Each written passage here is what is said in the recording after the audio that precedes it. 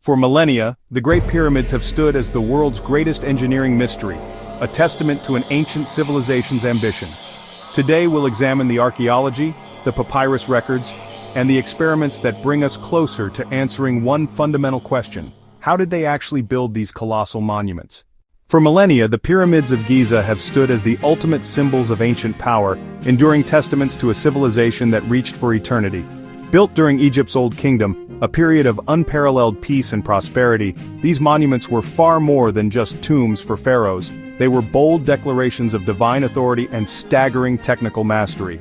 The sheer scale of the undertaking has fueled centuries of speculation, giving rise to a central, haunting question: who were the people who accomplished this monumental feat?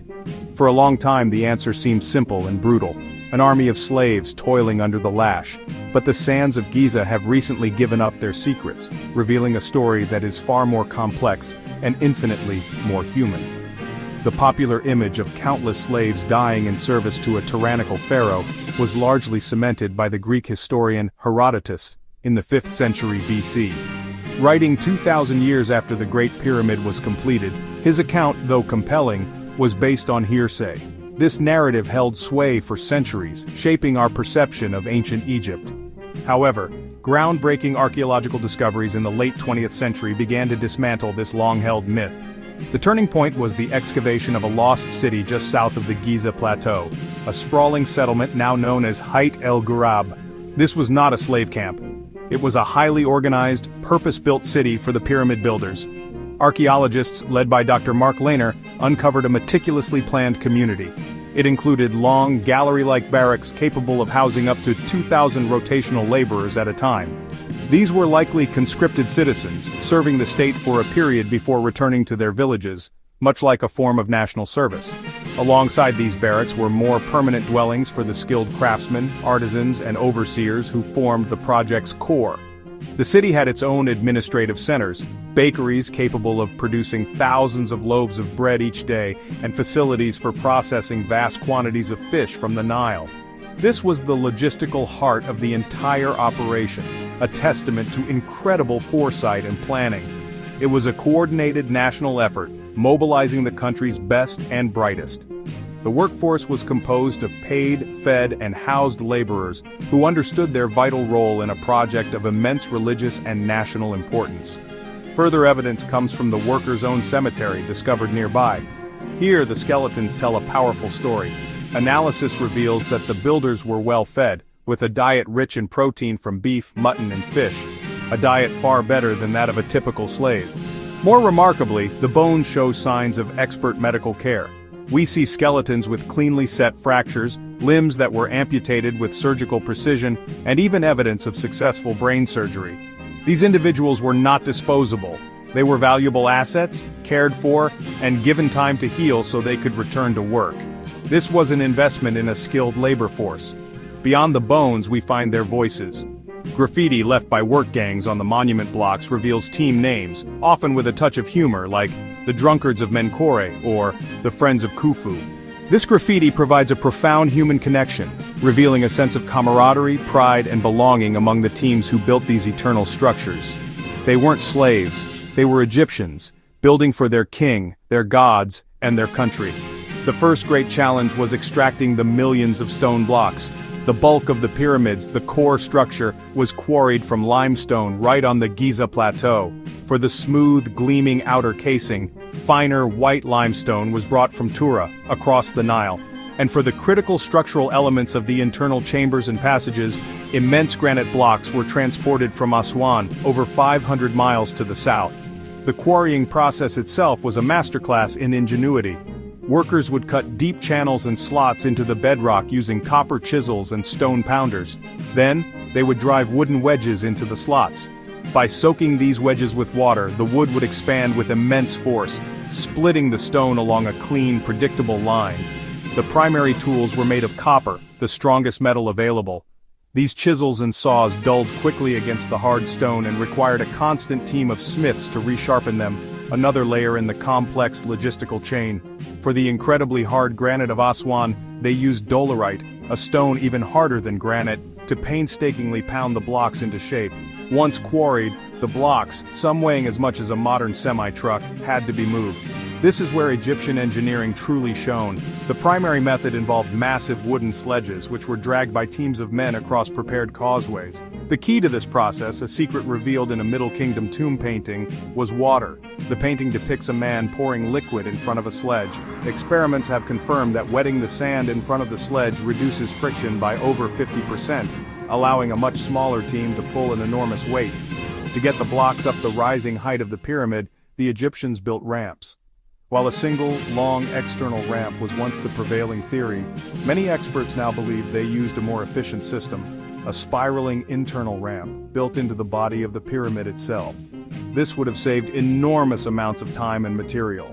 Furthermore, recent discoveries of a lost harbor and a system of canals at Giza suggest that boats could deliver materials directly to the base of the construction site, a logistical masterstroke that connected the entire nation to this single, monumental project. The evidence is now overwhelming. The pyramids were not the product of slave labor, but the triumphant result of a sophisticated, well-cared-for and motivated national workforce. They stand as a testament not only to the power of the pharaohs, but to the incredible organizational genius, engineering skill, and collective spirit of the ancient Egyptian people. They are monuments built not by the lash but by bread, beer, and belief. For centuries, the construction of the pyramids was shrouded in speculation, but in 2013, a discovery in a remote cave at Wadi al-Jarf on the Red Sea coast changed everything. Archaeologist Pierre Tallet unearthed the oldest papyri ever found, a logbook kept by a man named Merer, an inspector involved in building the Great Pyramid of Giza. These are the so-called Merer logs. For the first time, we had a direct account from the time of Pharaoh Khufu. The papyri don't speak of lost technologies. Instead, they paint a vivid picture of meticulous human organization. Merer's diary records the day-to-day operations of his team of 40 elite workmen, detailing their journeys from the limestone quarries at Tura, across the Nile and through man-made canals leading directly to the Giza Plateau.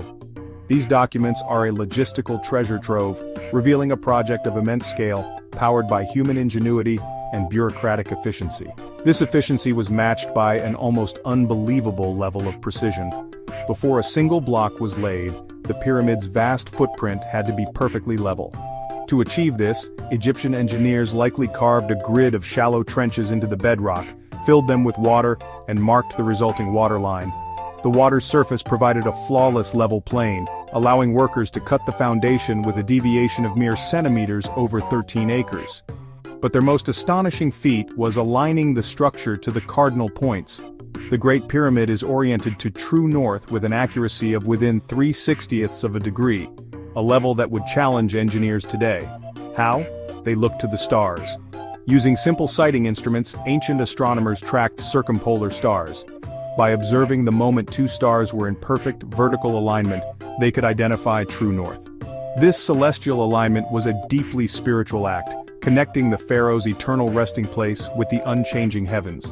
The question of who built the pyramids has long been plagued by the myth of slave labor, but archaeological evidence from the Giza Plateau tells a very different story. Excavations led by Dr. Mark Lehner have uncovered an entire city built for the pyramid workers. This was no slave camp. It was a highly organized settlement with barracks, bakeries, breweries, and even medical facilities, evidenced by skeletons showing healed bones. These were skilled, paid laborers, organized into competing crews with names like the Drunkards of Menkora. They were conscripted for a portion of the year, likely during the Nile's inundation when farming was impossible. This monumental undertaking was a national project that acted as a powerful unifying force.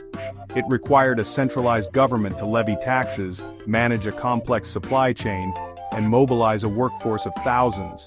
The pyramid was more than a tomb. It was an economic engine and a symbol of the pharaoh's power, consolidating the identity of the Egyptian state. The Great Pyramid was not a singular stroke of genius but the culmination of a century of daring experimentation and iterative problem-solving. The journey began with Djoser's Step Pyramid, a revolutionary stack of mastabas. It continued with Pharaoh Sneferu, Khufu's father, who became the greatest pyramid builder of all. His attempts show a clear learning curve. The famous bent pyramid with its abrupt change in angle is a testament to ancient engineers recognizing and correcting a structural crisis mid-construction. From that near failure, they built the first true smooth-sided pyramid, the Red Pyramid, setting the stage for Giza. While questions about specific construction techniques like the configuration of ramps remain subjects of debate, the overwhelming evidence points to one conclusion: the pyramids were not built by aliens. They were the product of a remarkably advanced society, built by skilled Egyptians who combined practical engineering, sophisticated mathematics, and unparalleled social organization to create monuments for all time. So we arrive at the end of our journey, standing in the long shadow of Giza. For centuries, these colossal structures have invited speculation, whispered tales of lost technology, and even inspired theories of otherworldly intervention. But the truth, painstakingly pieced together by archaeologists and engineers, is far more compelling. The pyramids were neither magic nor accidental triumphs. They were the calculated, deliberate, and monumental result of human ambition, organization, and sheer unyielding effort. The evidence is etched into the very fabric of the landscape, from the quarries of Aswan to the shores of the Red Sea. Every new discovery chips away at the mystery, not to diminish the wonder but to redefine it. The discovery of the Diary of Merer, the personal logbook of an official involved in the construction, gave us an unprecedented, first-hand account of the logistics. It details the transportation of limestone blocks from Tura to Giza via a system of man-made canals, transforming our understanding of the project's supply chain. Similarly, the excavation of the workers' village has revealed a vibrant community of skilled artisans and laborers. We found bakeries that produced thousands of loaves of bread daily, evidence of medical care for injured workers, and tombs that show they were buried with honor near the pharaohs they served. This wasn't the work of an enslaved, faceless mob. It was a national project, a multi-generational undertaking that required the coordinated effort of tens of thousands of skilled individuals. The more we discover, the clearer the story becomes. It's a story of incredible human ingenuity. We see the marks of their copper chisels on the granite, we can trace the paths of the ramps they built, and we can calculate the immense social and economic infrastructure required to sustain such a workforce. And in understanding this, the awe does not fade, it deepens. It transforms from a sense of mystification into a profound respect for our ancestors' capabilities. The true wonder of the pyramids isn't that we don't know how they were built, it's that we do, and the reality is more staggering than any myth. These structures are a testament to what humanity can achieve when united by a powerful vision. They challenge us to think bigger, to look at the obstacles before us not as barriers, but as problems to be solved with intellect and perseverance. The legacy of the pyramid builders is not just in the stone they left behind, but in the enduring spirit of human potential they represent. Our exploration of the past is a never-ending quest, with new discoveries constantly reshaping our understanding. If you enjoyed this deep dive and want to continue unlocking more of history's greatest stories, hit that subscribe button and join our community of explorers. We believe the best conversations happen when we all share our perspectives. So, tell us in the comments, having seen the evidence, which theory or fact about the pyramid's construction surprised you the most?